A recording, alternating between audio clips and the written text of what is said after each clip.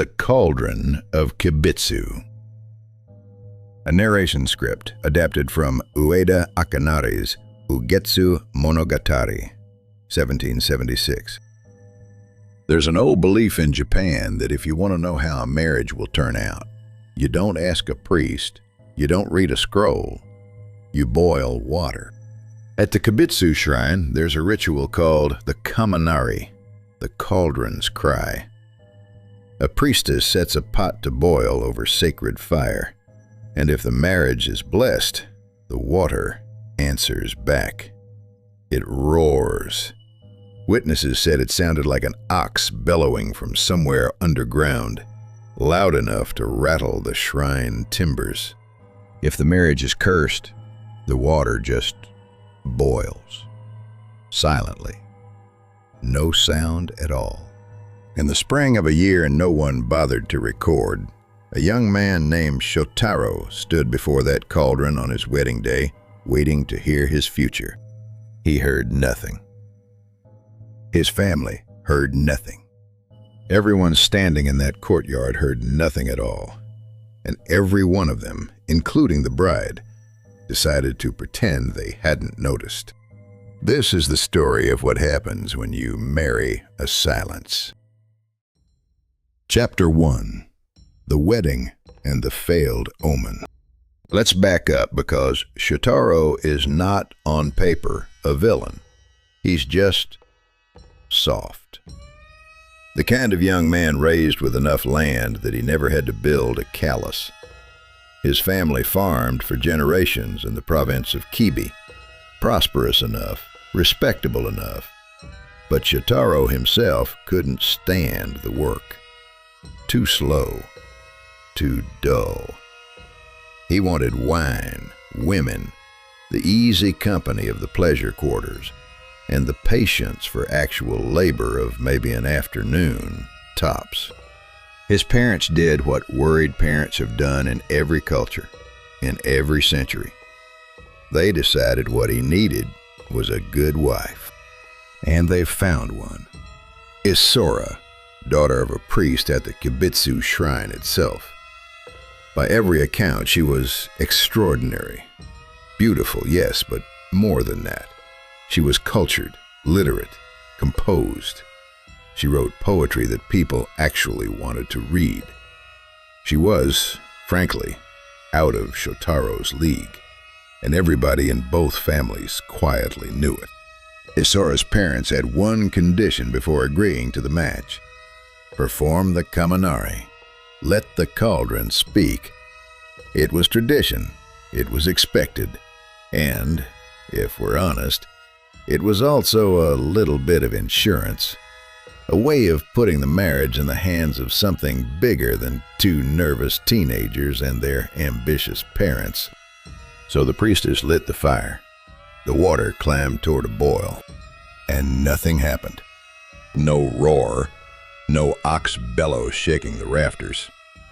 Just steam rising politely into the spring air, as if the cauldron had nothing whatsoever to say about this union. You'd think that would stop things. It didn't. Isora's family exchanged a look and said nothing. Shotaro's family exchanged a look and said nothing. And Isora, who by all accounts understood omens better than anyone in that courtyard, said nothing either. The wedding went ahead exactly as planned. For a while, it even looked like the cauldron had been wrong. Isora ran the household with the same discipline she brought to everything else.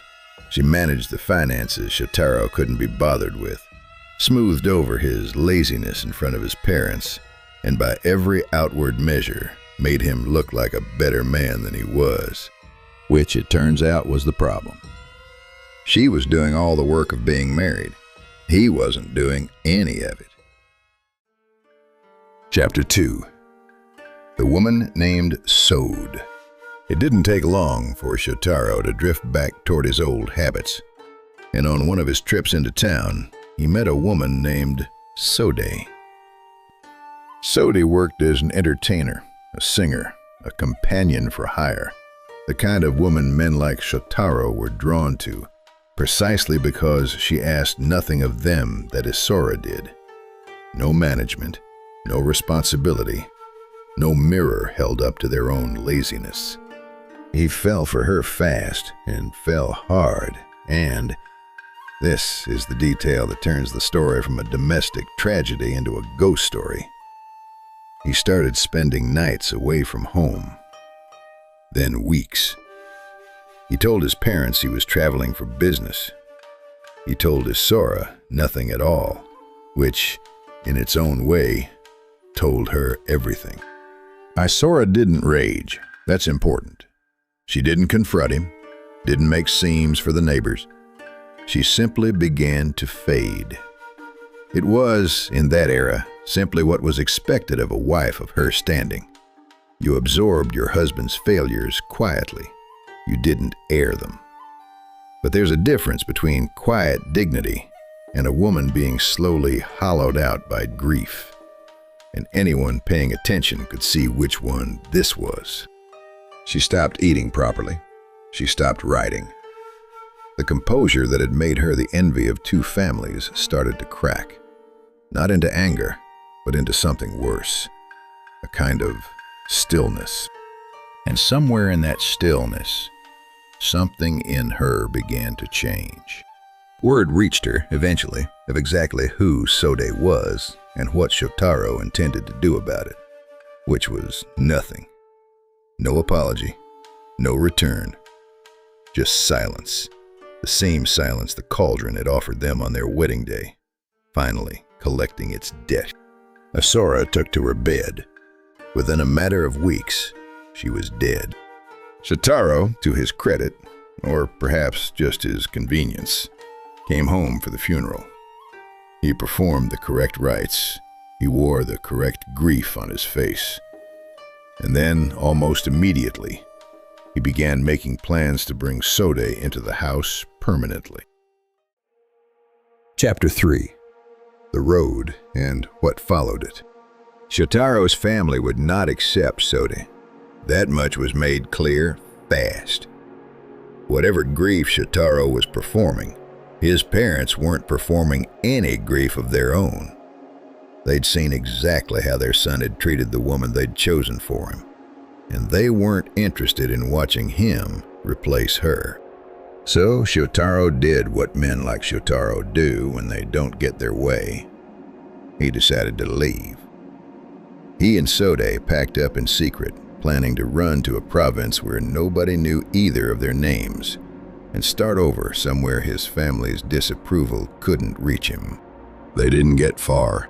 Sode fell ill on the road, suddenly, violently, with no warning and no clear cause. Within days, she was gone. Not long after, her brother Hikoroku, who'd been helping the couple travel, died just as abruptly, just as inexplicably. Two healthy young people, dead within weeks of each other, on a road they'd taken specifically to escape a dead woman's family. Shotaro told himself it was misfortune, bad water, bad luck. He was, by every account, not a man built for self-examination, and he wasn't about to start now.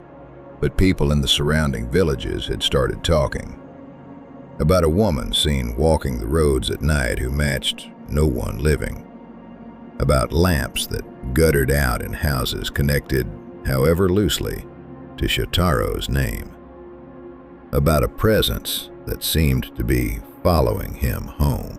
Eventually, even Shotaro couldn't out-argue what was happening to him.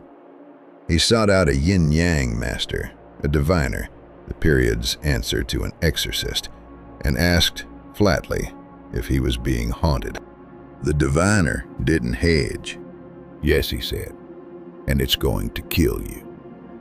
Isora's grief has curdled into something with a will of its own, and it is coming for you specifically, and soon. Chapter 4. 42 Nights. The diviner gave Shotaro a way to survive. Technically. He painted protective charms across every surface of Shotaro's house, The doors, the windows, even his own skin. Sacred characters inked directly onto his body, so there would be no bare patch of him left exposed.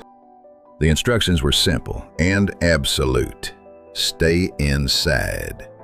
Do not open the doors.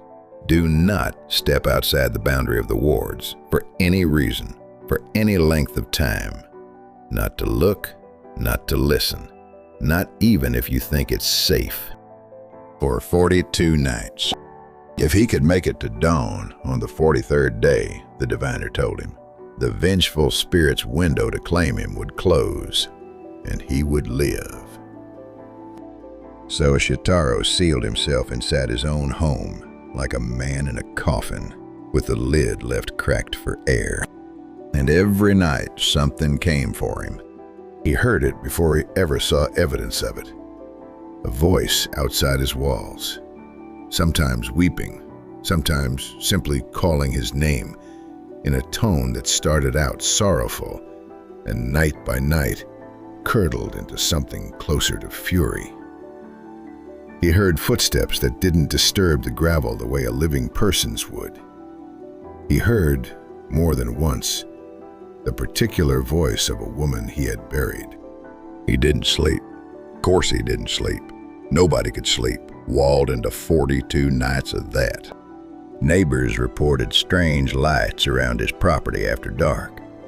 Some claimed to see a shape pacing the perimeter, circling the wards like something testing a fence for weak points, which, if you think about it, is exactly what it was doing. Night 30. Night 35. Night 40. He was so close. Chapter 5. The 43rd day. On the morning of the 43rd day, the sun came up, and Shotaro was still alive to see it. He'd made it.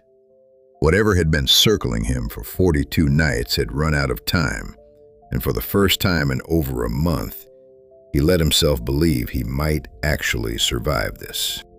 A neighbor, a man named Hikoroku, sharing a name with the brother who died on that same doomed road, though whether that's coincidence or the story folding back on itself is something the tale itself never bothers to explain, came by that morning to check on him, to see with his own eyes that Shotaro had made it through.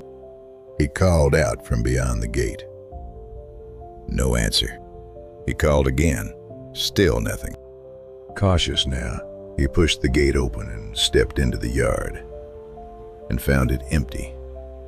The house, sealed and warded exactly as the diviner had instructed, stood quiet in the morning light.